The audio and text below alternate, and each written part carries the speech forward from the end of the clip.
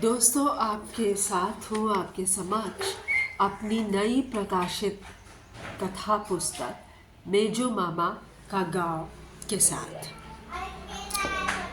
ये संग्रह पिछले साल मेले में आया, बड़ा ही यादगार था और बहुत समय के बाद आया मेरा कोई कथा संग्रह।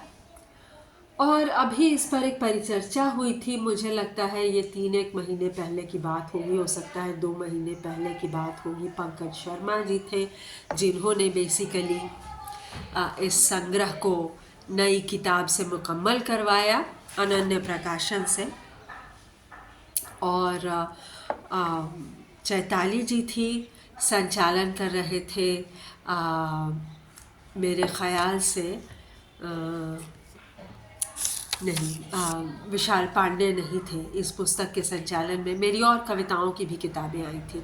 तो बहरहाल ये थे हमारे वक्ता। ये 2 तो थे ही, एक और भी कोई था। हाँ, चित्तरंजन जी थे। चित्तरंजन जी थे और बहुत सुंदर उन्होंने बातें कही।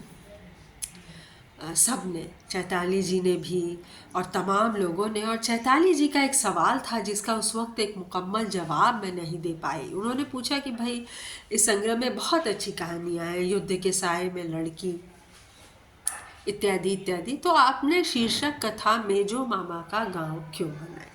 अनेक कारण है दोस्तों। मैं उस वक्त एक इमिग्रेशन की प्रक्रिया में इस तरह थी।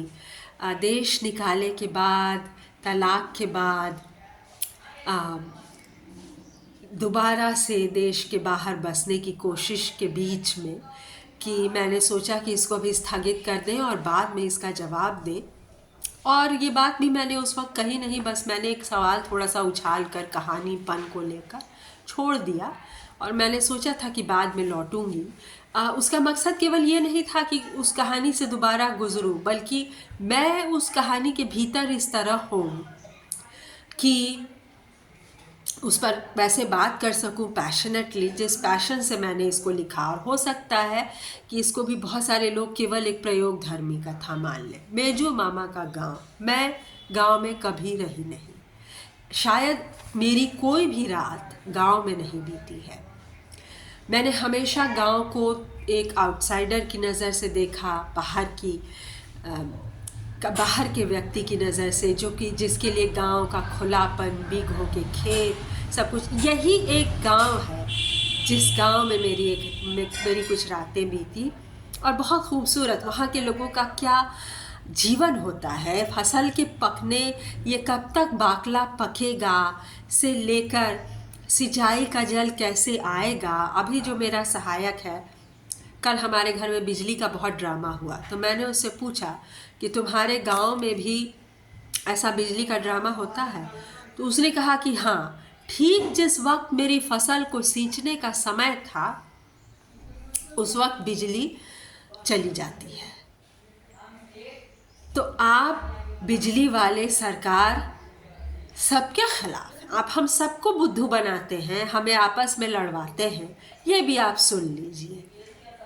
तो गांव का मतलब दोस्तों बहुत कुछ है। ये केवल सरकार को नहीं है, ये तो दोस्तों आपके लिए वीडियो बन रहा है, चैताली जी को संबोधित है, लेकिन उनके साथ साथ सबके लिए है।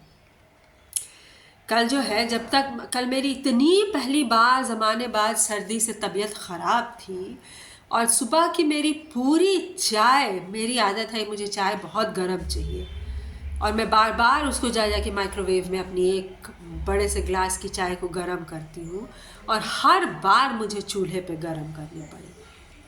और अगर आपको इतनी परेशानी है कि भाई मेरे घर के सामने